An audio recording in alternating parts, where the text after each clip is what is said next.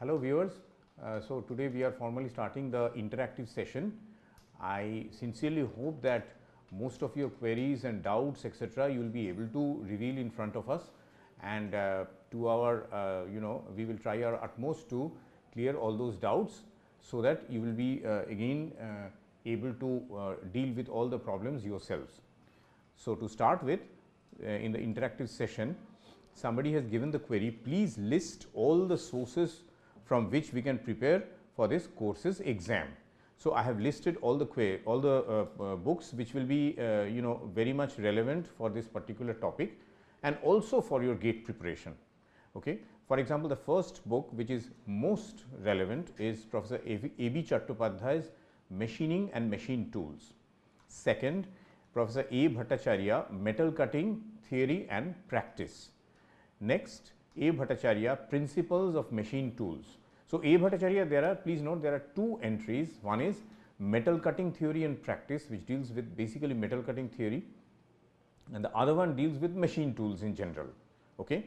Please do not try to read up the whole book, only read up the particular parts which are relevant to the course, and those who are preparing for GATE, you can have the GATE general syllabus, and from that you can find out which parts are relevant. Then you have Ghosh and Mallik, which is a very good book. I mean, it is extremely relevant to GATE syllabus, because it has the solution of numerical problems with every chapter. So, you can make good use of this particular book. W.A.G. Chapman gives you, the workshop side of machining, that means details about machines etc. So, since this course is metal cutting and machine tools, the second half of the course will be well covered by these workshop oriented books. Next, you can also have from the net NPTEL lectures which have been previously recorded. They will be extensively covering material from this course. So, I have also given you the website address of those lectures. Next, in the second part of this course, under machine tools, we have covered different types of machine tools. For example, computer control of machine tools, and then non-traditional machine tools etc. Non-traditional machine tools you will find again will be covered by that NPTEL lectures, and also in Ghosh and Mallik manufacturing science. Yoram Corain, Computer Control of Manufacturing Systems, is a very good book on CNC, though it is quite old at this moment. I mean, it has been first printed in 1983, but it directly goes into the very basic technology of CNC. So, it will be very helpful for you for preparation. Kundra Rao and Tiwari, Numerical Control and Computer Aided Manufacturing, that is very good. And Raghubangshi, a course in workshop technology. This book is very good from the point of view of, say, gear cutting, helical milling etc. etc. Last of all, I have not included here, there is a book by P. N. Rao on CAD CAM, that is also very useful when you are studying up computer control under this course. Okay. So, next let us start let us look at the next question. One student has inquired, what is the basic difference between the actual usage of feed rod and lead screw? The lead screw is basically used for thread cutting, and the feed rod might be used for longitudinal automated longitudinal cross feed, or automated I am making a mistake, automated longitudinal feed or automated cross feed, either this or that. It cannot be used for both at the same time.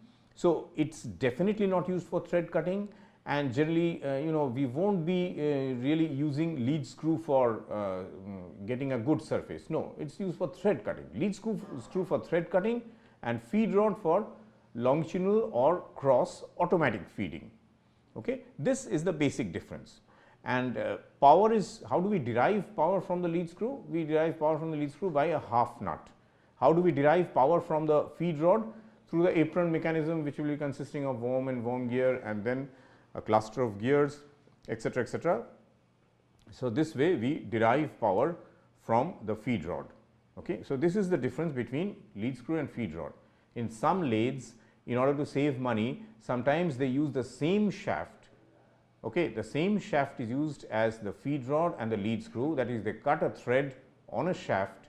They also cut a keyway which is used both as feed rod and lead screw.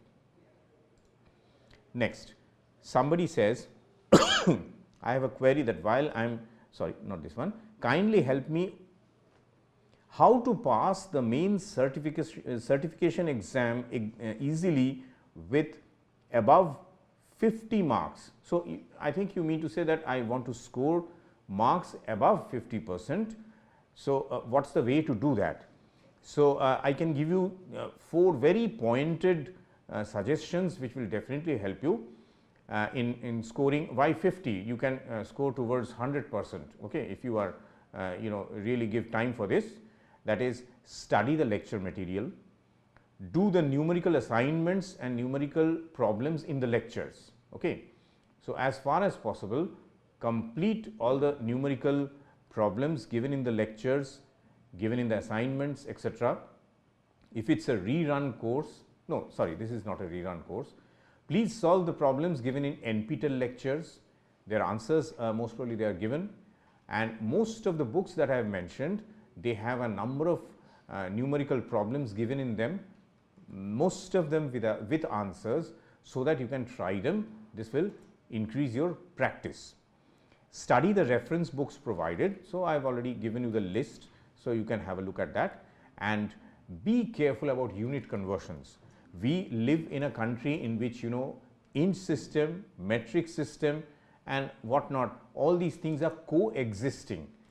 If you think that okay, metric system is there and I will be having everything in meters, etc., you will be surprised. If you go to the workshop, you will find most of the time they are using half-inch BSW as the fastening thread. Half-inch BSW means it is in the inch system, British Standard Whitworth. So, you will find this to be very confusing. So, be very alert when you are converting units while you are doing numerical problems. Okay. So, next one, let us see thread cutting on the lathe. A student says that regarding lathe machine, it is known that it can be used for cutting threads. Does it use the same general cutting tool or different? It seems that the workpiece has to give different depth of cut, alternate, or there is something, etc. Okay. So, your main concern is how is thread cutting done on the lathe? First of all, you have to use a thread cutting tool, and it is going to be a form tool because it is going to be the conjugate of the thread profile that you are going to produce. If you are producing say with British Standard Whitworth thread, you will be having a profile angle of 55 degrees. If it is metric thread, you will be having 60 degrees. If it is Acme thread, you will have 29 degrees. If you are having British Association threads, it is going to be 47.5 degrees. So, it first of all depends upon the particular thread profile you are going to produce with the cutting tool, and therefore, first of all it has to be a form tool. Generally, when you are using form tools, the rake angle should be 0. That means, the rake surface should be absolutely flat, so that during grinding you do not interfere with the particular geometry which is formed on the tool. So, rake angles would be 0, and also when you are cutting the helix when you are cutting the thread will be essentially at a particular helix angle. This helix angle might be quite high, and therefore, you have to be sure that your clearance angle is more than this helix angle, or you will have interference. So, in order to avoid this interference, we generally have the clearance angle to be higher than the helix angle, and also the velocity, the RPM at which the job has to be rotated is generally, a thumb's rule is 1/4 of the typical cutting speed values that we use during ordinary turning. Okay. You can think about that, why that has to be done. And I should add here, when you are when you are repeating passes in order to get the full depth, generally we do not do it at right angles to the axis of rotation, but at a slight angle, so that the principal cutting edge takes the lion's share of the cutting and not the auxiliary cutting edge, because if the auxiliary cutting edge is participating too much, you have chips coming from that side and interfering with the regular flow of chips from the principal cutting edge. So, slightly the tool is shifted to the side in addition to the depth given in each pass. So, this is about thread cutting, but if you want to know in very good detail, you can also go through the books that I have referred to. Next, finding out N and C in tool life. Okay, suppose you are finding tool life, we have discussed a particular problem in the lectures, that is, if I give you 6 values of velocity and tool life, and if I ask you to find out N and C as is shown in this particular equation, then there is one problem. How do I find out 2 unknowns from 6 equations or 5 equations? So, in that case, what I have suggested, you will find in the lectures a method in which you can represent the equations first of all in log form. That means, you can take a log on 2 sides. Let me use this paper so that you can have a good idea of what we are talking about. So, we have v into t to the power n equal to constant, and we take log, so that we have log v, this is say natural log, plus n log t is equal to log c, and we claim that if we use log v and log t as the variables instead of x and y, this basically represents a straight line. Say log v is y and log t is x, then n stands for m, y is equal to mx plus c. So, minus n stands for m and log c stands for our c in y is equal to mx plus c. So, basically what we are trying to do is that instead of a representation of t and v in this form, okay, we are saying that in the practical case, I mean in real life situations, all these values of velocity and tool life combinations will definitely, or rather have every chance of not falling exactly along a particular relation of this type, v is equal to v into t to the power n is equal to constant, but we can have a least square fit.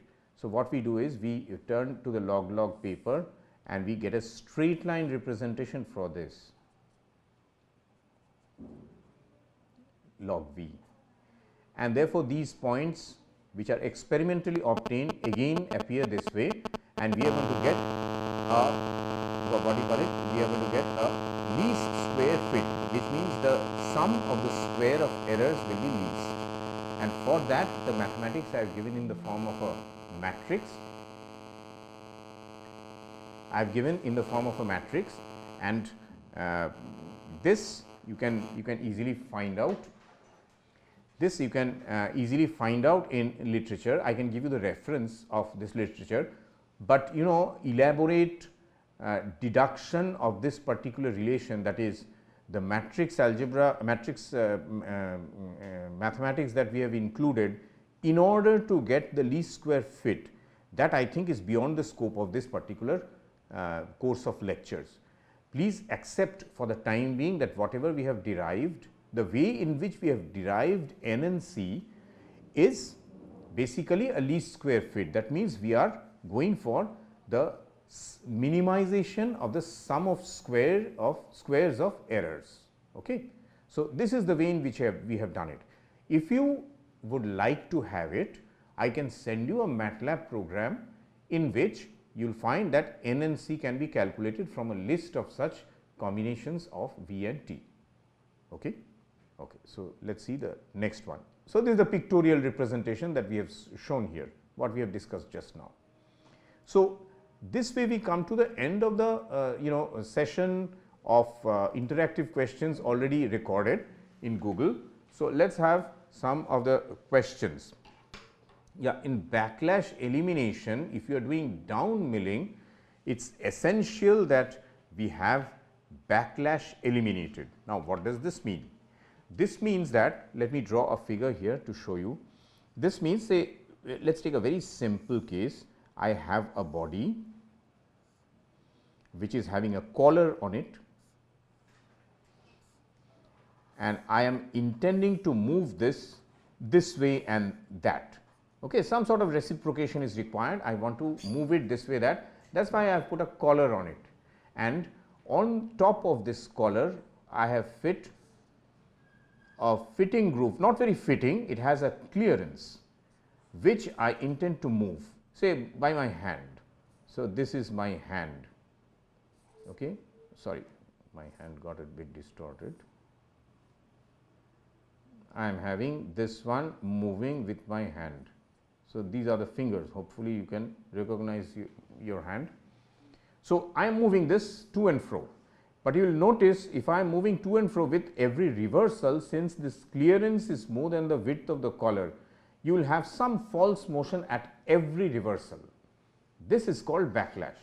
Unless you eliminate this backlash, you are never going to be free of this false motion that I am referring to here. Same thing with all mating parts which are in sliding motion. So, it also follows that if you have, let me draw a larger figure. If you have a threaded element, okay, these are the threads, etc., and this is the nut which is having, once again let me use a different color for the nut. The nut is having a slight clearance. You might say, why should the nut have a clearance? My answer to this is, suppose you have an ideal case in which there is no clearance to start with, but due to wear and tear at least you will have some clearance. So, whenever the screw, so I have not depicted the screw in full, okay, so it is like this.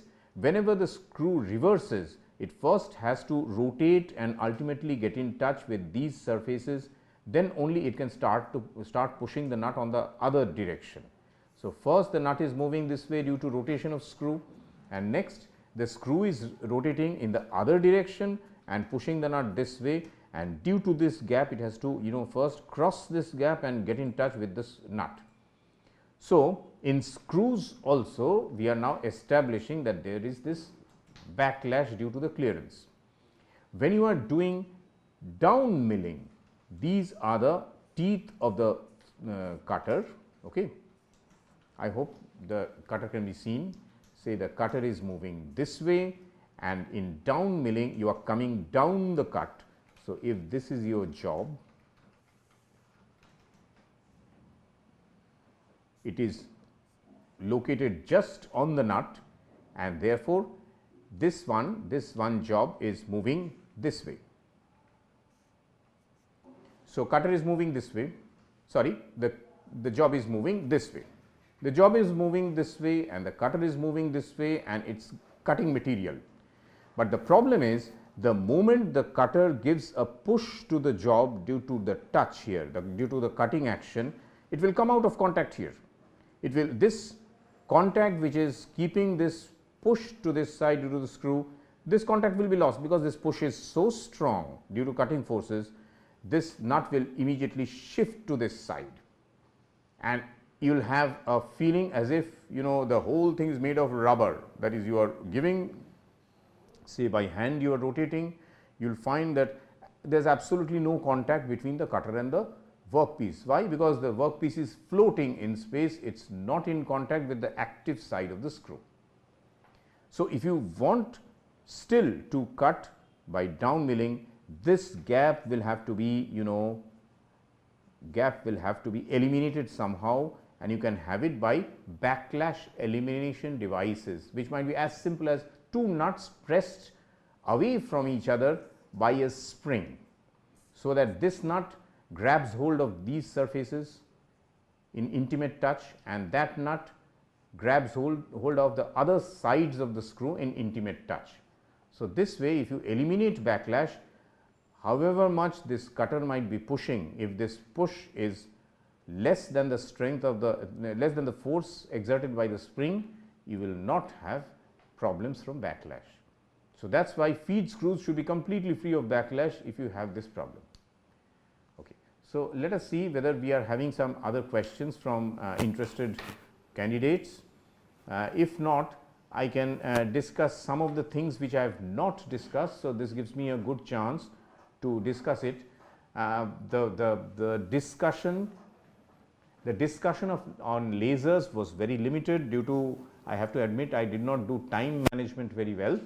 So, lasers had been, I mean the discussion on lasers had been restricted to a very small maybe 5 minutes. So, I will quickly touch on the main points of the laser once again.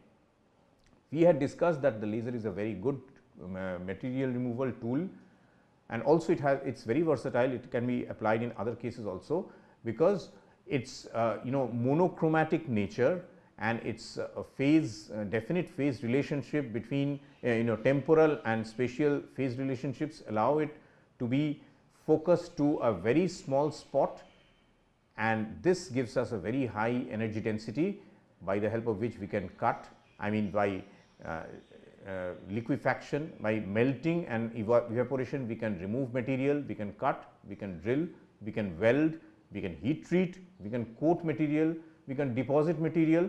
So many applications are there. You might say, what's the difference between the laser and other material removal processes which employ power beams?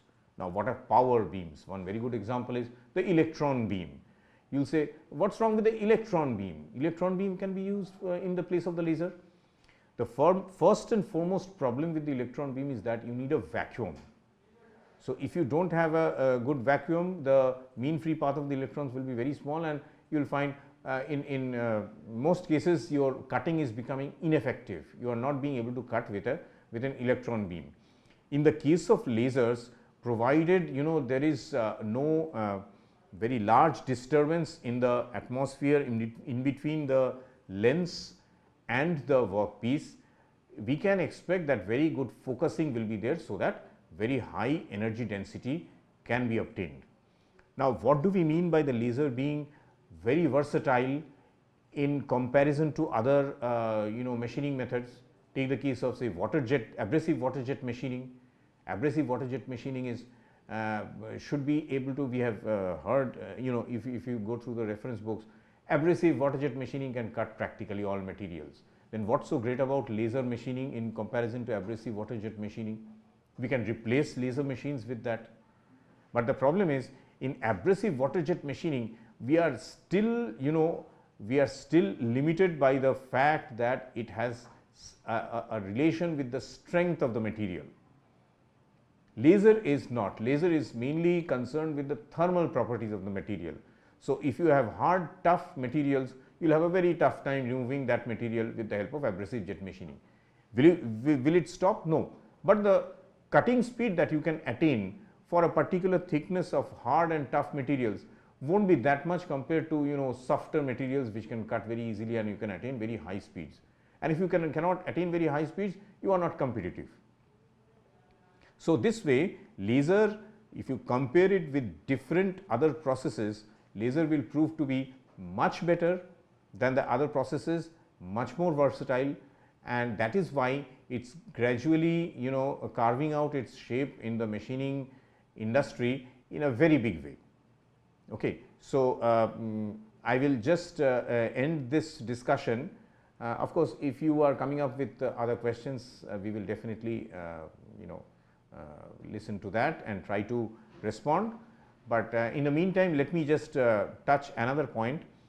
Rapid prototyping and layered manufacturing, these are upcoming technologies which are taking the help of processes like lasers, technologies like CNC, etc. Now, what do we mean by processes? For example, laser can melt material, and we are taking the help of this to melt powders and consolidate it into layered material, and then consolidate these layers together to get a particular shape. Now, what's so great about that, when we can already get shapes through conventional machining, the answer and non-traditional machining? The answer to that is that if you are building up a material in layers, there are some shapes which are very complex by non-traditional or conventional means of machining, but can be done very easily in this manner. and there are very shapes which are completely free form, like in medical practice if you are making bone implants etc., where shapes are not mathematically defined, but you have to deal with lot of data and develop surfaces from that data. There these methods are very much applicable. Okay. There might be pockets and regions on these workpieces which are inaccessible to physical tools. So, the complete absence of part specific tooling in case of rapid prototyping and layered manufacturing makes it very convenient for us, because we do not need any tool. We simply have the laser which is going to just melt and consolidate. So, that way it becomes extremely versatile. What about technologies such as CNC technology?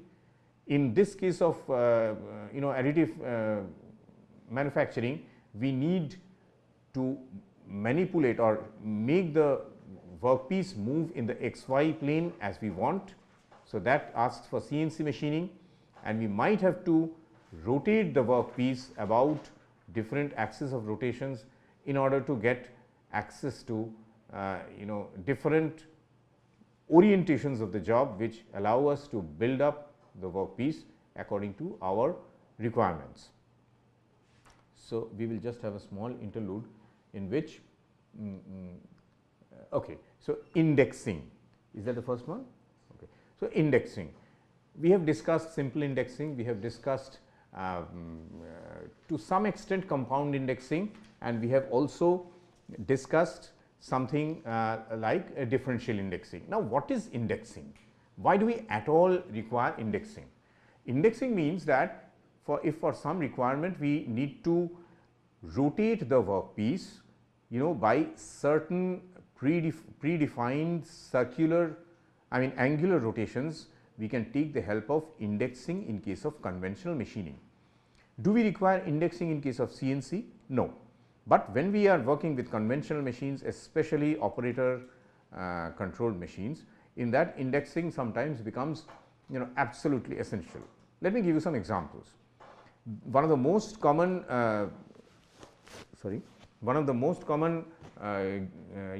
machine elements used in mechanical engineering is the gear.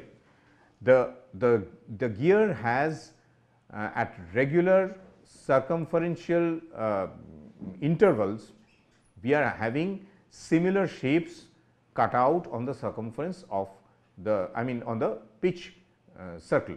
Okay. These are called the teeth. The teeth are similar and they are having a equiangular pitch in between them. So, in that case what is to be done? If you have a method by which you can rotate the workpiece by small but equal angles, in that case our job will be done. We will go on repeating the machining process at these intervals. How to rotate the job? Why? We can buy a watch dial. Watches now cost you rupees 120, 150. You buy a watch dial, the dial of the watch, not even the watch. How much will that cost? 25 rupees. So, you buy a watch dial and fix it onto your job. Put a pointer against which you can rotate the job and clamp it into position. So, fine, you do that. The watch dial will at least give you how many divisions? 60 divisions, 5 divisions in between every count. So, 5 into 12, 60 divisions. So, what you do is 60 is the LCM of a number of prime numbers. So, what you do is somebody asks you, can you give me 5 divisions on the circumference, 5 equal divisions. So, what you do is you move by integrals of 5, 60 divided by 5, 12 divisions, minute divisions you move by, and you get 5 divisions. So, you could have done this by increasing the number of such divisions and satisfying all the prime numbers that we generally deal with. But the problem lies elsewhere. The moment you are doing this, you will be incurring something called parallax to start with, and you will also be unable to deal with fractions which deal with very large prime numbers, say 81. You might say, why are you choosing this number 81 just to support this particular argument? No, 81, 73 etc. These numbers are quite often found on gear teeth. Gears might well be having numbers of teeth in this region. So, it is absolutely not a very uncommon practice to come across such a machining requirement. So, whenever we have these prime numbers, this watch dial thing will not help you, which means direct indexing. Okay, you have the divisions already made up and you are simply shifting. So, even with vernier you cannot get much accuracy. So, from the point of accuracy and from the point of achieving a particular division, we see that it is not going to work. So, in these cases what do? We blow up or magnify the amount of rotation that you are asking for. Okay, so you are asking for say 1 by 81st of a rotation, multiply it by 40, it becomes a very large number, and then you can divide it very easily into 81 divisions. So, if you have a problem in which suppose 81 divisions have to be made. So, first of all we understand, so I will select a new piece of paper. First of all we will understand that okay, fine, say 81. Oh, wait a minute, 81 is divisible by 3. I would like to take a number which is even more difficult, say 71. 71 divisions have to be made on the circumference of a circle, and what we do is we see whether 71 whole circle is present. Why? Because we will see in the indexing head 40 rotations of the index crank will allow me to rotate the workpiece once. So, if you want 1 by 71st of a rotation, you can get it from 40 by 71st of a rotation. So, if 40 by 71st of a rotation is required, if you have 71 whole circle, you can simply move by 40 holes on that. That is a possibility, but the problem is that 71 whole circle might well not be there. Why? Because we cannot simply accommodate all the prime numbers into the index plates. Index plates have a series of holes present on them. So, if that is happening, we have to go on for something like differential indexing, and in differential indexing we have a gearbox with the help of which we give a different rotation to the index plate. So, index plate is rotating, index crank is rotating. This differential motion gives rise to the required motion that we want to have. So, suppose you find okay 70 whole circle is there. I do not know whether we have done repeated, I mean we have done this same problem or not in our discussions, but this is an example of differential indexing. So, suppose you find that 70 whole circle is there. So, if 70 whole circle is there, what we can do is we will find that we can have a gearbox. So, the figure will be something like this. This is the indexing head, this is the index crank, this is the workpiece, and on the workpiece axis this is the gearbox, and this gearbox rotates the index plate.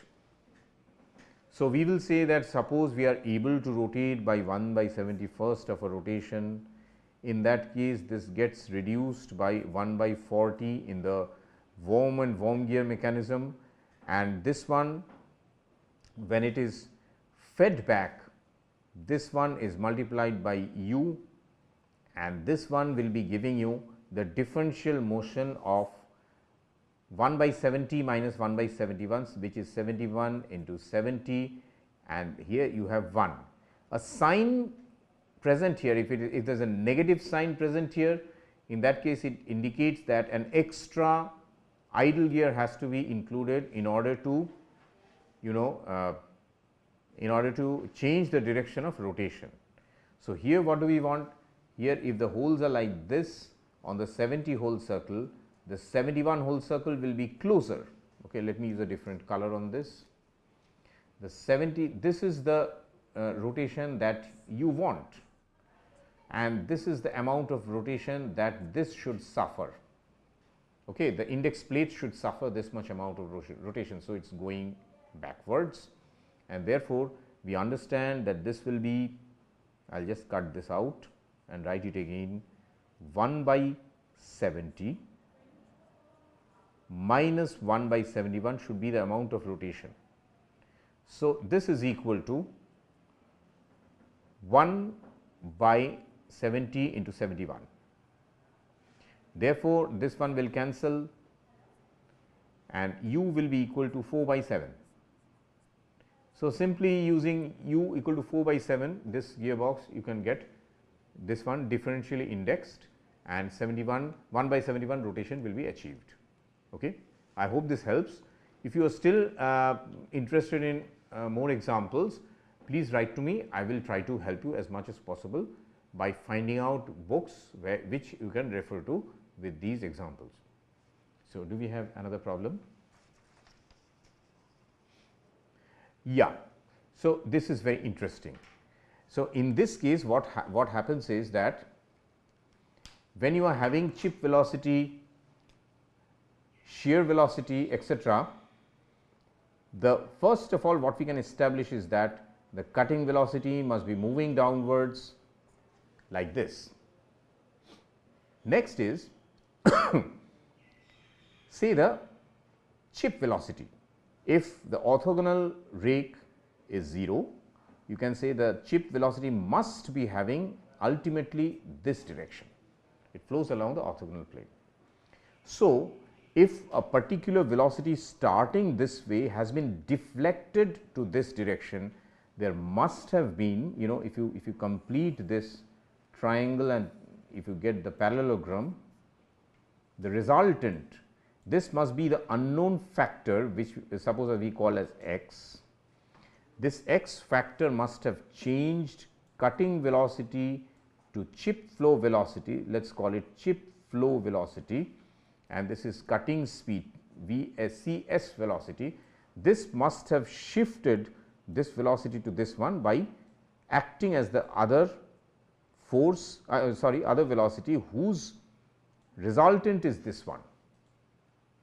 So, obviously, this is equal to the hypotenuse and therefore, this will be the largest component.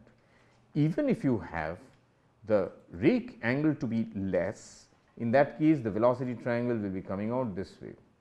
Vc rake angle, okay. This one must be the unknown velocity factor which is shifting the resultant to this direction.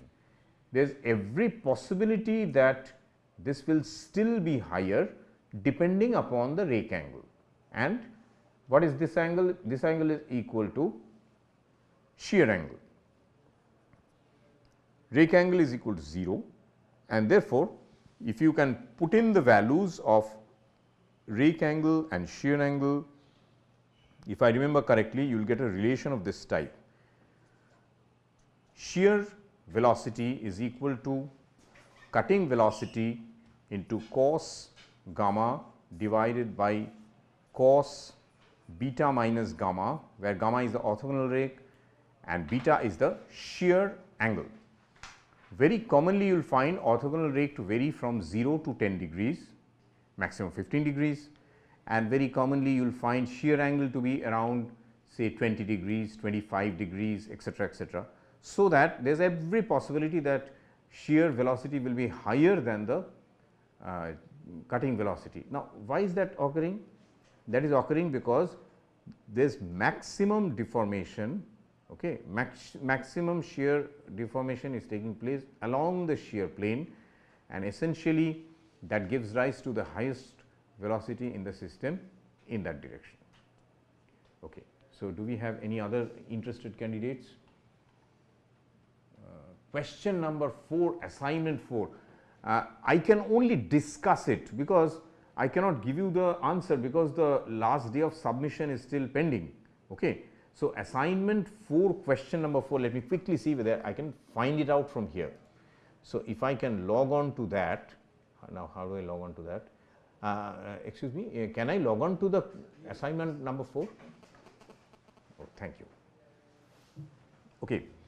So, let us see, a lone Indian tank is protecting a border Indian town, but enemy army damages the tank gun steering system. Okay.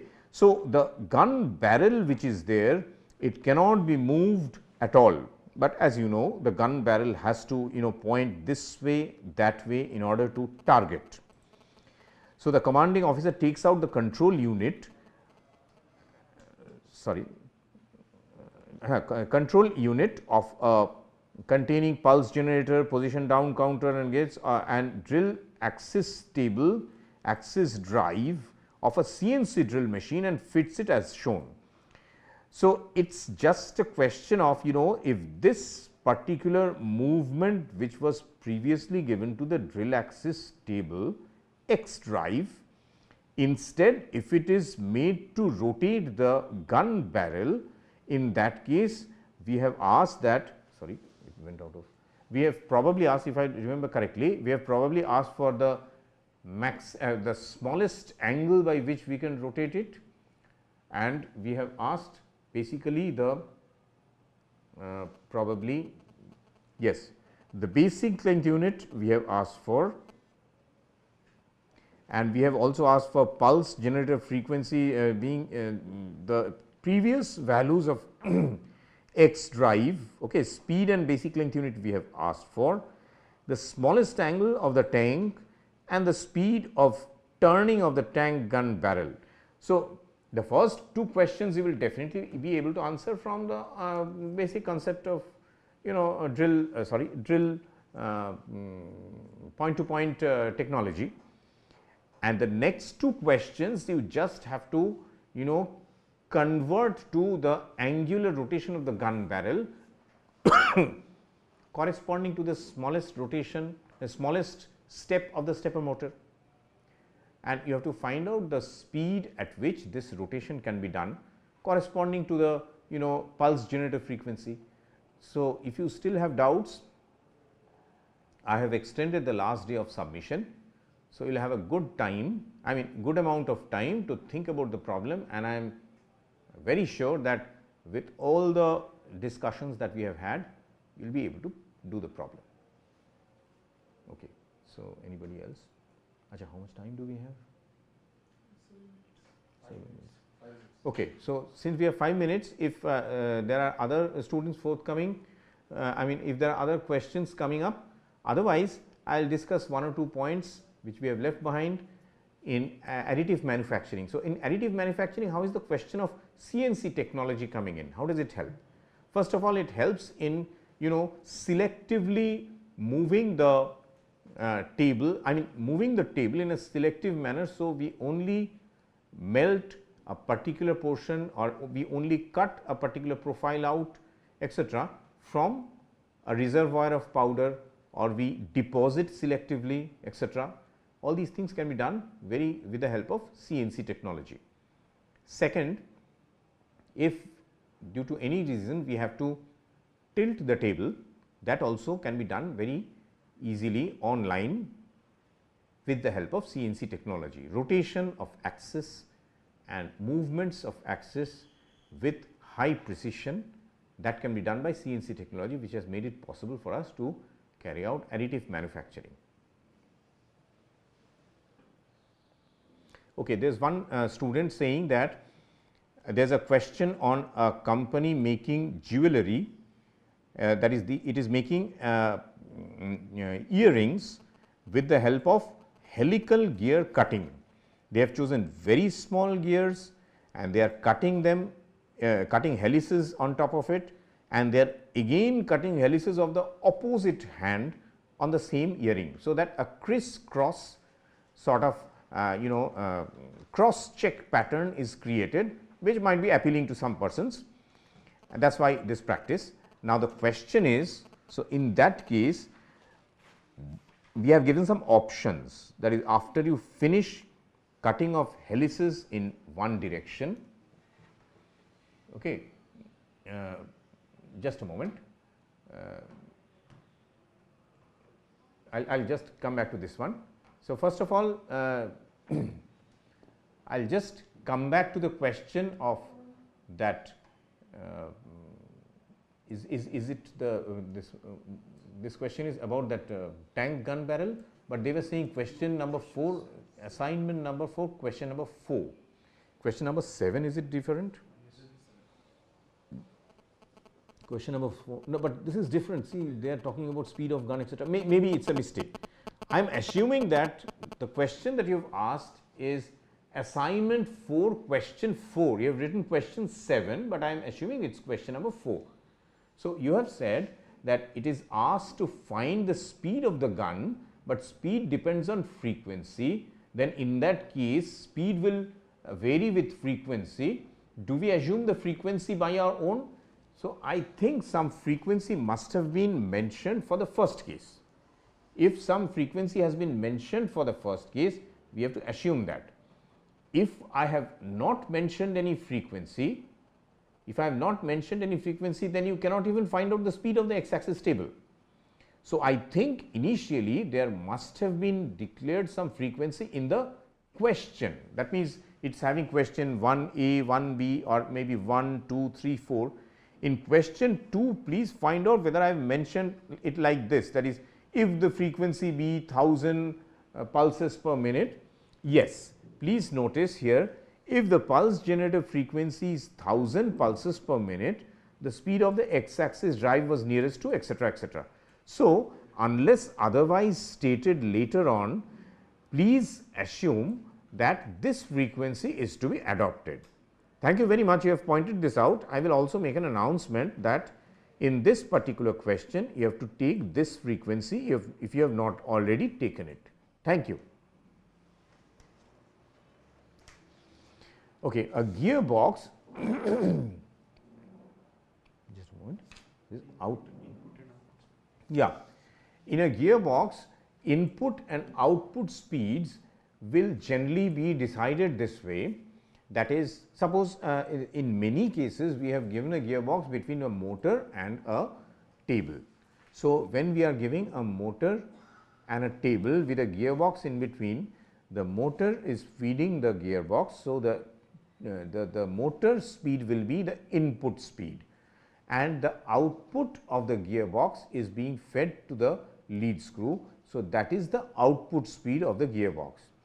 If I simply give you a gearbox and I do not mention which is the output side and which is the input side, okay, if that happens that way, in that case, please understand that on the left hand side, okay, on the left hand side the input will be given and on the right hand side the output will be obtained. So, please look at the figure closely. I think I might have mentioned this in the assignments that I have given. If I have not given, if you can kindly send me a message on the forum, that is on in this particular case input side and output side of a gearbox has not been mentioned, I will definitely clear your doubt. Okay. The pattern of certification exams. The pattern of certification exam is like this. There will be 2 exams basically. Those people who are also opting for other exams, they might have a clash, and in that case you can appear for this exam on one of 2 different days. Which day you will be getting that information definitely from the administrators. Now, what is the pattern? The pattern is like this. Initially you will have 10 questions of instant recall type. What does instant recall type mean? It means that it is so much well known, the answer is so well known to you due to attending this course, that you will immediately understand what to write. You do not have to think, that is what. There is no time wasted for this instant recall type questions, 10 questions, 1 mark each. After that you have 15 questions. These 15 questions will be slightly difficult, and there you might have to do slight thinking, slight numerical calculations, etc.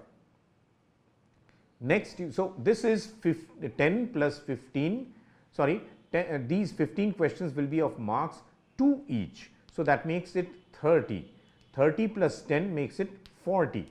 Okay. Am I making a mistake? Let me quickly have a look.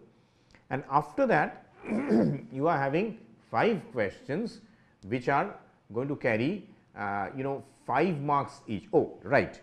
10 marks instant recall type, then 15 questions of 1 mark each, that makes it 25. And after that, you have 5 questions with 5 marks each, and that gives you another 25. Okay. So, so that makes it 50 marks total. Now, what sort of questions will be this second batch, second section of 15 marks? Some thinking which you have to put in, some small calculations, and after that in the last section you have cluster of 5 questions, and within these 5 questions there will be small 5 separate questions, so that these 5 separate questions will be 1 mark each. So, in the last third batch of 5 questions, you basically have 5 questions, 1 set, 1 mark each, making up 5 marks, and 5 of such 5 mark questions will be there. That is why you will find, in order to get make you get some practice in those 5 mark questions, I have intentionally given some assignments in which there are questions related to each other with sharing the same data, etc. So, there quite a bit of calculations might be there, but since you are answering 5 separate small questions in under one particular head, those will be of sequential type, which will ultimately lead you to the final answer. So, you have every chance of scoring more in those broken up questions. So, auxiliary orthogonal rake and normal rake with sketch. So, let me draw this figure.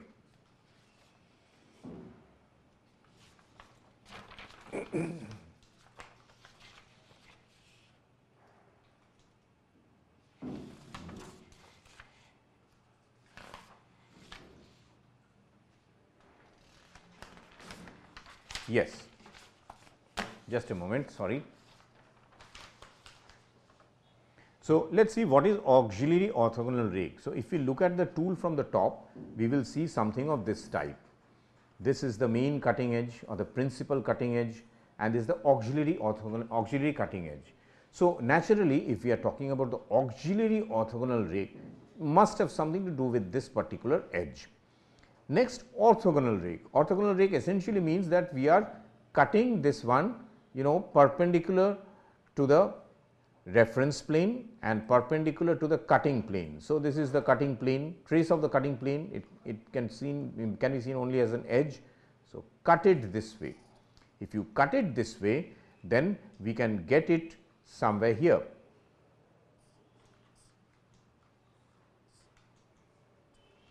So, if you are cutting it this way, we get this one as the section, and this angle happens to be auxiliary orthogonal rake. Okay. Now, for the normal rake. In case of the normal rake, what happens is, this is the cutting tool once again.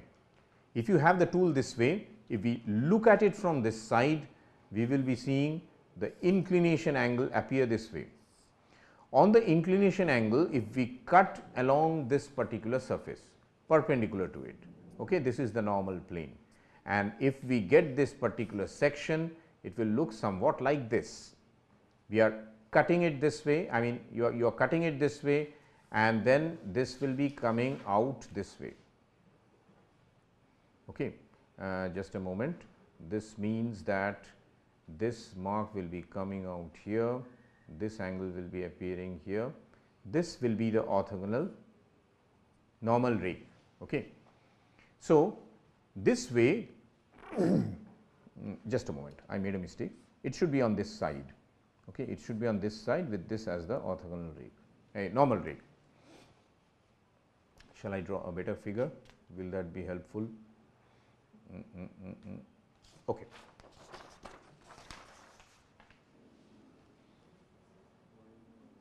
This is the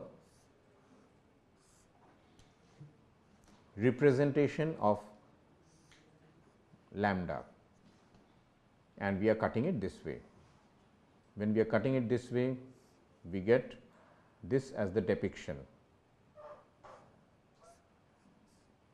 and this is normal rake, okay, and this is the main figure. From here only we have developed this side. So, this is basically the cutting edge, this one, and we are cutting it this way and getting normal rake here. All right. Any other questions or the time is up?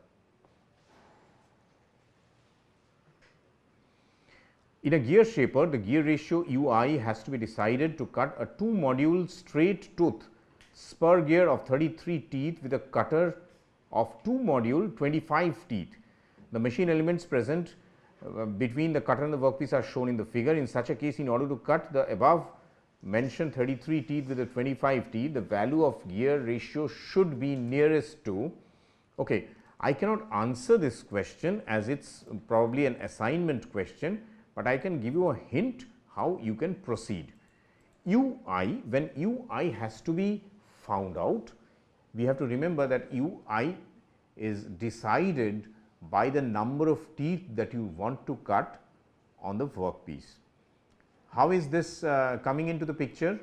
See, if you are using a cutter with a particular number of teeth, say 20 teeth, and if you want to cut a gear with 60 teeth, we understand one thing, that if they are in mesh just as 2 gears, already formed gears, and if they rotate, then the cutter is going to have 3 rotations for every 1 rotation which is taking place for the workpiece.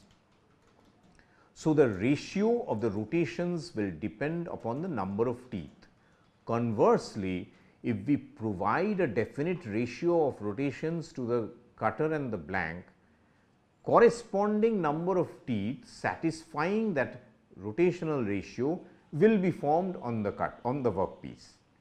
So, keeping that in mind, UI will be essentially decided by the rotational ratio that you want, and the rotational ratio will be essentially decided by the number of teeth you want to cut on the blank and the number of teeth present on the cutter.